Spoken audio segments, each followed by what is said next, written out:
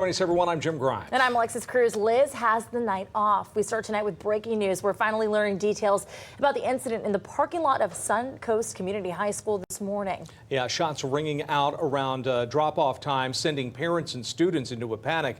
We've been following this story throughout the day, and we have just learned less than about an hour ago that this started after a man had walked onto the campus, became combative with an officer, and then approached him. That's when the officer fired his gun. CBS 12's Amber Robb joins us live from the scene. Amber, you've been out there all day. What's the scene like now, and what have you heard? Well, just a little bit ago, classes wrapped up for the day, but today's school day was like a ghost town as many students went home around 10 this morning. The day started off just like any other until shots rang out in the parking lot, sending students, parents, and staff into a panic for cover. And for hours after the initial shots rang out, several law enforcement agencies were here investigating the incident.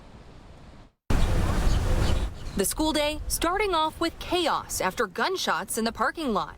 Right around the start of class, around 7:30 Monday morning, students, parents, and staff at Suncoast Community High School heard the gunshots ring out. The district confirmed to CBS 12 News there was a shooting involving an unknown adult male. In a statement, the district says the male walked into the school's parking lot. A police officer approached him, asking him why he was there. We're told that's when he became combative and made physical contact with the officer.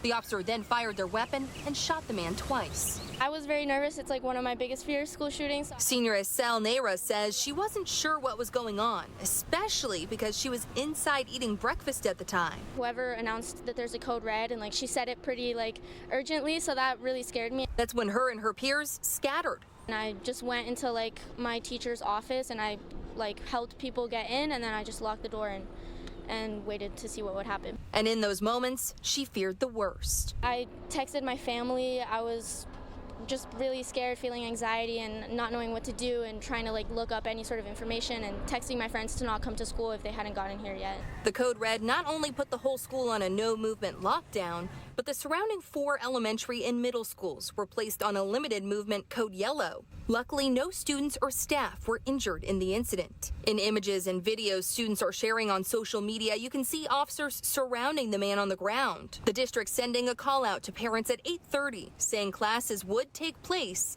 but they could pick up their children if they chose to. Many parents jumped at that, causing several traffic delays around the school as they rushed to come get them. PBSO, Riviera Beach, and school police were all investigating, along with crime scene units. The scene cleared around 12:45 this afternoon. Many students and parents CBS 12 News has spoken with today say they are frustrated with the lack of communication in this incident, as they feel they're being left in the dark.